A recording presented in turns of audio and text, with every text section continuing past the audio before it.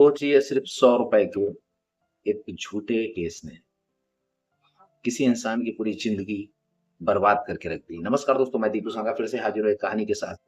ये कहानी है रायपुर के रहने वाले जागेश्वर प्रसाद अवधिया की।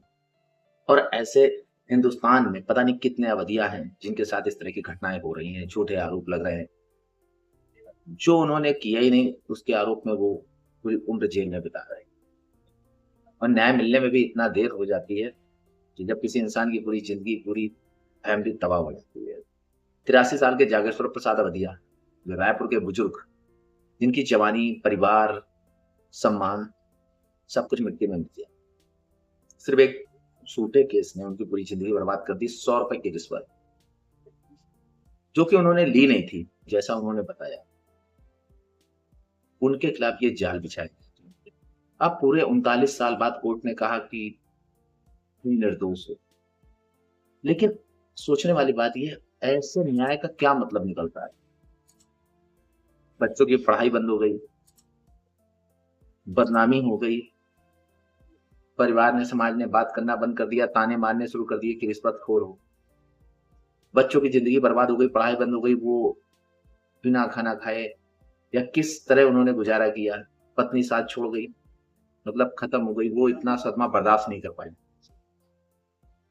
ये बात है 1986, जब रायपुर में जागेश्वर प्रसाद अवधिया, तब ये रोड ट्रांसपोर्ट कॉर्पोरेशन में बिल असिस्टेंट थे। जो बिल काटते हैं उसके असिस्टेंट थे। एक इनका सहकर्मी था जो जिसका नाम शायद अशोक वर्मा था। उसको एक बिल पास कराना था। उसने अवधिया से बोला कि ये बिल हमारा है, इसको पास कर दो। अवधिया ने कहा, देखिए बिल आपका पास हो जाएगा, लेकिन अगर हमको ऊपर से ऑर्डर मिल जाते हैं और उसके बाद हम इस बिल को पास कर देंगे। लेकिन उस सहकर्मी ने उनको 20 रुपए की रिश्वत देनी चाहिए। जब उन्होंने रिश्वत लेने से मना कर दिया तो उस जो अशोक कुमार वर्मा था उसने पूरा प्लान और जाल बिछाया।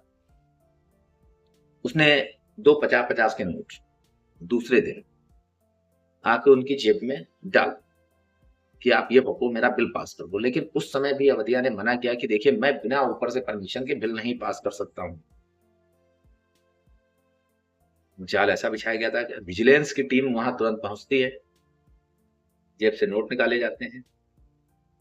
और नोट में एक केमिकल लगा होता है, जो आपने सुना होगा, देखा भी होगा। जो रिश्वत वगैरह लोग मांगते हैं तो वो एक टीम, जो उनको सिविलियंस की टीम जो है वो देती है, उसमें फिर एक केमिकल हाथों में लग जाता है। जब आप हाथ धुलाए जाते हैं तो वो केमिकल हाथों से आपके निकलता है, जिससे ये प्रूफ हो जाता है कि हाँ, इन्होंने रिश्वत ली थी।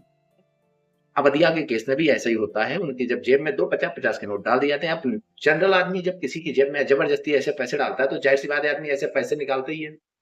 हाथ में वो केमिकल आता है तो उस समय जब वो केमिकल आ जाता है तो उसी समय इनको वहां से केमिकल हाथ में आ गए। 1988 से 1994 तक इनको निलंबित कर दिया गया। आधी, करीब 6 साल तक आधी सैलरी दी गई, जिससे उनका गुजारा, रोजमर्रा की जिंदगी में बहुत ज्यादा दिक्कतें आने लगी। अब समझिए, जब उस समय पे 100 रुपए की इतनी वैल्यू थी, जो आज हम चाय नाश्ता करते हैं तो 150 से 200 का बिल आ जाता है। उस समय 100 रुपए की क्या वैल्यू होगी? तो उस समय जो उनको आधी सैलरी मिल रही होगी, उसमें परिवार का पालन पोषण कैसे हो रहा। फिर किसी तरह करता है 2004 में। 2004 में स्पेशल कोर्ट ने उनको 1 साल की सजा और 1000 जुर्माने के साथ ये सुना दिया। और उनकी पत्नी ये सदमा बर्दाश्त नहीं कर पाई और भगवान को प्यारी हो गई। 2025 में छत्तीसगढ़ हाईकोर्ट ने सबूतों के अभाव में उनको बरी कर दिया। लेकिन सोचने वाली बात यह है कि क्या वो कोर्ट किसी के जिंदगी के 39 साल वापस कर सकती है? उसके बच्चे जो मुफलिसी में आके पढ़ाई नहीं कर पाए, उनकी जिंदगी भी तहस नहस हो गई, क्या उनकी जिंदगी, उनकी पढ़ाई वापस कर सकती है? इस सदमे से उनकी पत्नी इस दुनिया में नहीं रही, क्या उनकी पत्नी वापस कर सकती है? आज 83 साल के अवधिया अपने मकान में बैठकर आंसू बहा रहे हैं और सरकार से, कोर्ट से सब ये मांग कर रहे हैं कि जो हमारी पेंशन रोकी गई थी और भी जो उनको न्याय मिलना था वो हमको चाहिए, ताकि मेरी आगे की जिंदगी जो बची खुची है वो सही कट पाए। ऐसे कितने अवधिया हैं जो बेगुनाह होके भी सजा काट रहे हैं, और जो गुनहगार हैं वो मौज काट रहे हैं। एक जज है जिनके घर में नोटों से भरा हुआ बोरा भी है। लेकिन उन पे कोई मुकदमा, कोई जेल, कोई केस नहीं हुआ। सिर्फ एक ₹100 के चक्कर में। जो आज के बच्चे कुरकुरे और मोमोज़ फिंगर खा लेते हैं, ₹200 का बिल बनता है। हम लोग चाय वगैरह सड़क पे पीते हैं, कोल्ड ड्रिंक वगैरह पीते हैं, उसके से ज़्यादा बिल आ जाते हैं। उसकी किसी इंसान की 39 साल की करियर पूरा खत्म कर देता है, उसका पूरा घर तहस-नहस कर देता है। हमारा सिस्टम इतना कमज़ोर है कि सही और गलत को पहचानने में वो 50 साल, 60 साल, 70 साल लगा दे। क्योंकि हिंदुस्तान में ज़्यादा से ज़्यादा अपराध पनपने का कारण यही है। क्यों अपराधी जानता है कि जब तक हमारे ऊपर गुनाह सिद्ध होगा, तब तक तो हम बरी हो जाएँगे। क्योंकि सिद्ध ही नहीं हो पाएगा, पचासों साल चलता रहता है, 60 तारीख पे तारीख, सनी देओल का डायलॉग याद होगा ना, तारीख पे तारीख, वो तो मिलती रहती है। लोग सिस्टम से खेलते हैं। कहानी कैसी लगी? क्योंकि ये अवधिया की कहानी है, अगर इसको और ज़्यादा गहराई से अगर निकालोगे तो उससे कोई मतलब नहीं निकलता है। क्योंकि जो उनकी ज़िंदगी में घटित हुआ है, वो हमने आपको बताया। आप सोशल मीडिया के माध्यम से और भी जाके अवधिया की जानकारी ले सकते हैं।